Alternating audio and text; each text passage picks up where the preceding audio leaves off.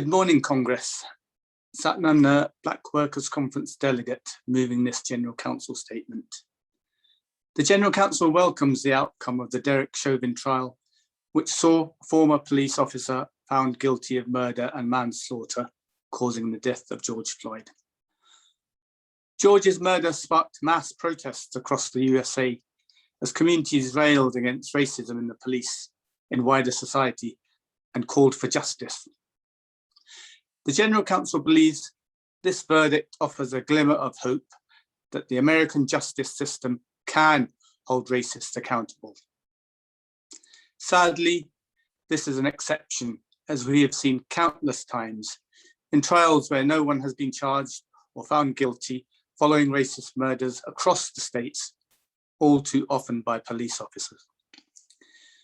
The General Counsel reaffirms its support for the growing Black Lives Matter movement and pays tribute to Black workers and activists who have led the fight against police violence and all forms of racism across the globe.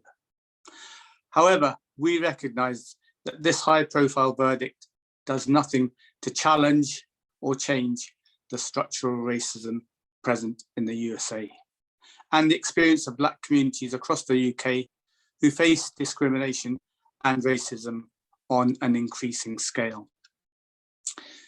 The General Counsel reaffirms its support for those seeking justice in Scotland from racist violence and attacks, and calls again for a public inquiry into Sheku Bayou's death in May 2015. We will continue our fight for justice for Sheku, adding the full support of Scotland's trade union movement to the campaign.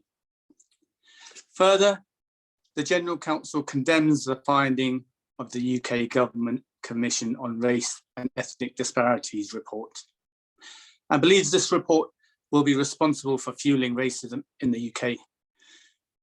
The racism experienced by Black workers and their families in employment, in education, in housing, health, justice, in every part of their lives is real, it's painful, and it's unacceptable. It is evidence that systemic racism is embedded in our society and our organisations. The General Counsel recognises our role in challenging racism in society and pledges to stand by our Black members and their families in this struggle. Thank you.